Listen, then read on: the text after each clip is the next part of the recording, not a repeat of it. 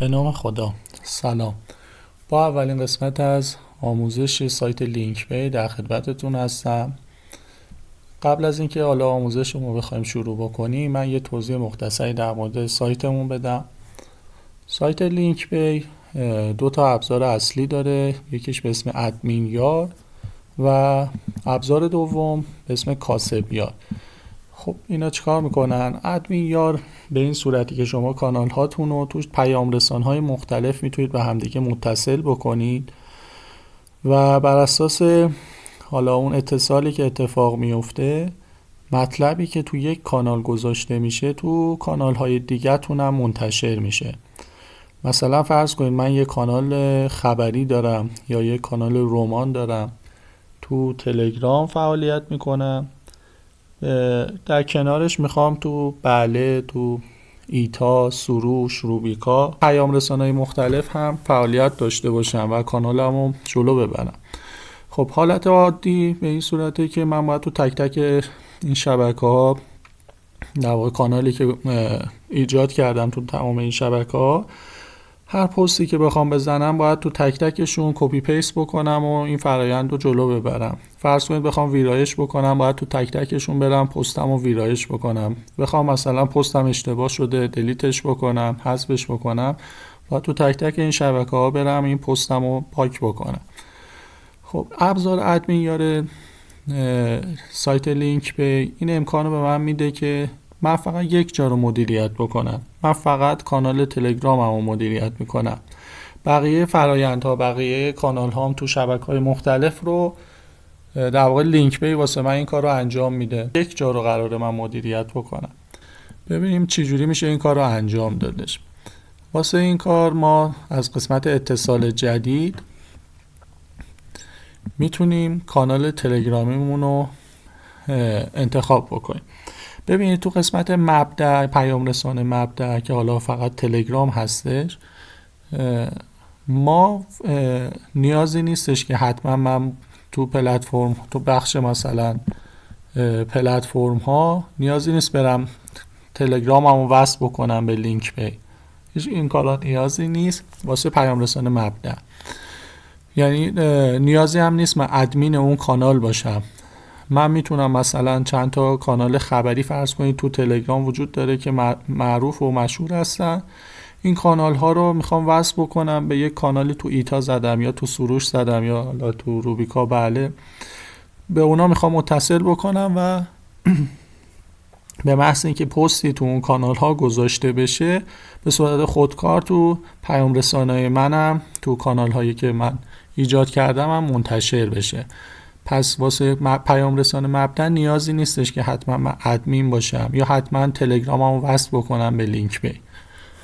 خب من اینجا یک کانال به صورت تستی ایجاد کردم به اسم تست چنل. با این آدرس کافیه که یوزرنیمم رو کپی بکنم، بیام اینجا پیستش بکنم.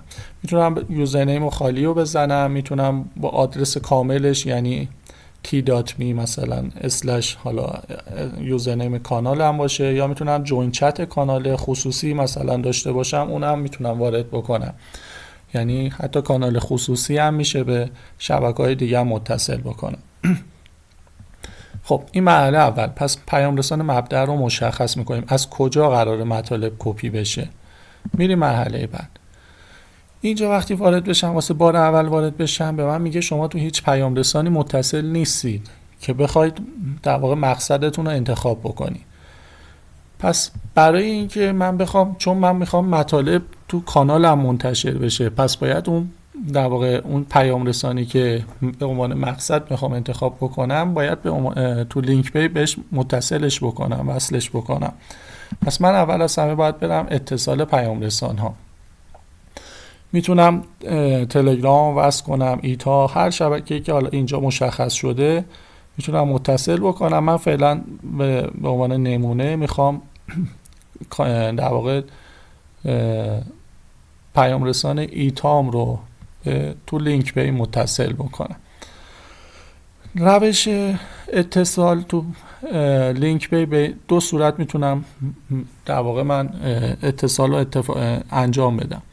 یکی با استفاده از شماره شخصی، یعنی من اینجا این پیام رسانه ایتایی که دارم تو تنظیمات، این شماره تلفن من تو ایتاس مثلا میتونم با این شماره وصل بشم، یعنی وصلش بکنم به لینک پی. خب بعضیا ممکنه که بگن خب از لحاظ امنیتی ما نمیخوایم مثلا با شماره خودم، با شماره این که حالا ادمین کانالم هستش بیام تو لینک پی وصل بشم. ما راه دومی هم گذاشتیم، میتونیم اتصال با ادمین کردن رو انتخاب بکنیم. این دومین صورت به چه شکلیه؟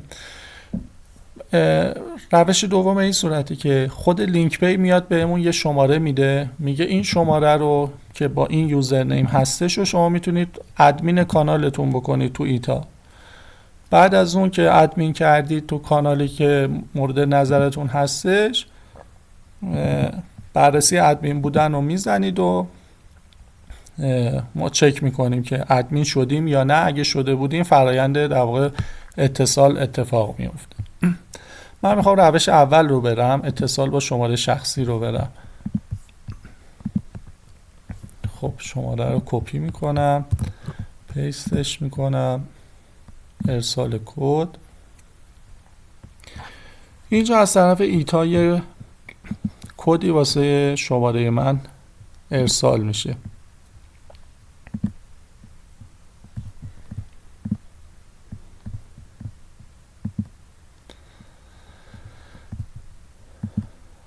خب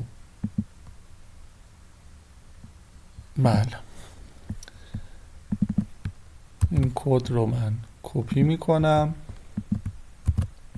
پیست میکنم و تایید کد رو میزنم. اینجا الان لینک پی داره با شماره من متصل میشه به ایتا و میبینید که اتصال اتفاق افتاد و در واقع من شماره شخصی خودم رو لاگین کردم تو لینک پی. شما میتونید یه شماره در واقع دیگه ای هم داشته باشید کنار خودتون که فقط دسترسی نوشتن به اون شماره داده باشید و ادمین کانالش کرده باشید.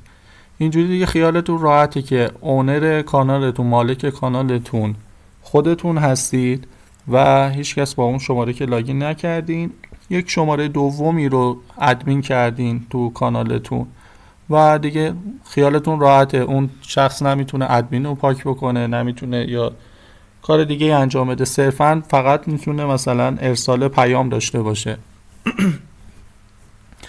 خب من حالا شماره‌ای که حالا داشتم رو اینجا متصل کردم و الان به ایتا وصل شده. خب بریم مرحله قبلی که داشتیم انجام میدادیم، در واقع اتصال جدید بودیم. تست در واقع یوزرنیم کانال مبدأمون رو باید وارد بکنم. ببخشید علم این دیگه بهم خطا نداد. اینجا باید کانال در واقع پیام رسان مقصدم رو انتخاب بکنم. بار اول که شما تو پلتفرم حالا مورد نظرتون لاگین میکنید ممکنه که کانال ها رو هنوز کشف نکرده باشه، پیدا نکرده باشه. برای اینکه ما اون کانال ها به لینک پی متوجهش بکنیم که بره کانال ها رو برداره، یه بار به روز رسانی مجدد رو انجام میدیم.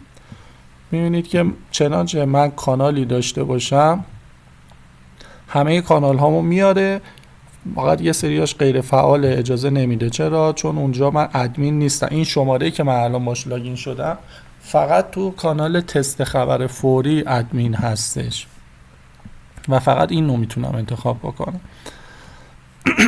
خب من انتخابش میکنم، میرم مرحله بعد. تو این قسمت باید تنظیمات انتقال رو انجام بدم.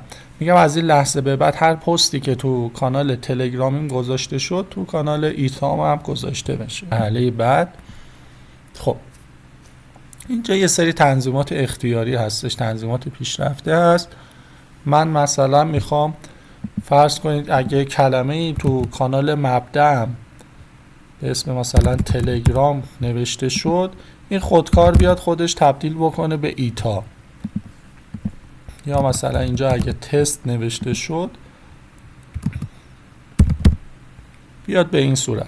پس میتونم یه سری کلمات جایگزینی واسش انتخاب بکنم که چنانچه اون کانال مبدأ همچین مطلبی داشتش، همچین کلمه وجود داشت، خود به خود بیاد تبدیلش بکنه به کلمه دوم.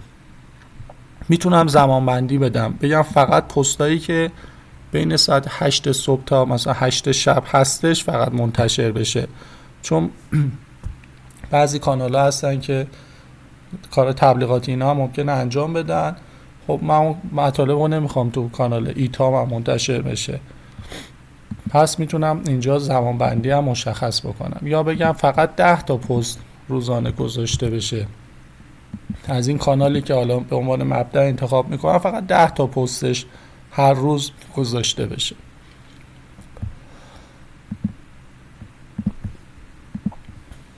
قسمت بعدی فیلتره. میتونم بگم که اگه این کلمات وجود داشت منتشر بشه، یعنی اگه مثلا فقط روش نوشته بودم رمان، یا مثلا حالا اسم رمانی که دارم، اسم مطلبی که دارم، اسم کانالی که دارم، اون اسم کلمه خاصی که وجود داره تو اون مطلب وجود داشت، به کانال مقصدم منتشر بشه. برعکسش هم هست، میگم اگه مثلا این کلمه وجود داشت اصلا انتقالش نده. اگه مثلا توش کلمه تبلیغ وجود داشت، تو این پستی که توش کلمه تبلیغ هستش رو لازم نیست منتشرش بکنی.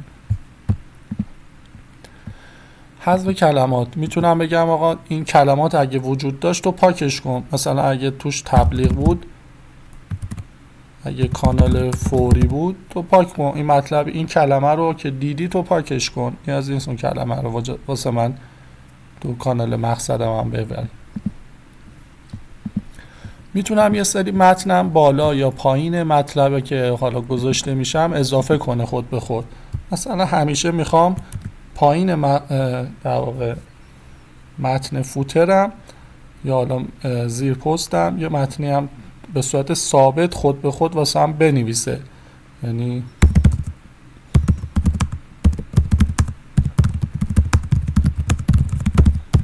فرض کنید همچین مطلبی. خب پس اینو من فعلا این قسمت رو میذارم بمونه. یکی هم یه سری هم کلمات جایگزین گذاشتم موند. تنظیماتمون تقریبا انجام شده. بریم مرحله نهایی. بهمون یه در واقع ویوی نشون میده که شما این کانال رو به این کانال مقصدتون وصل میکنید با این تنظیمات. ایجاد اتصال. خب من الان تو قسمت اتصالات برم، میبینید که کانال یک اتصال به وجود اومده. یک کانال مبدئی هست به اسم تست چنل، یک کانال مقصدی هست به اسم تست خبر فوری. من اینو یه بار دیگه بروزرسانی کنم. خب بریم واسه شروع. در واقع ما تنظیماتی که انجام دادیم حالا میخوایم ببینیم که به چه شکلی این اتفاق انجام میشه. فرض کنید من نوشته بودم که اگه تلگرام دیدی، حالا به این صورت بنویسم سلام اینجا تلگرام است، من خدمت با ابزار لینک.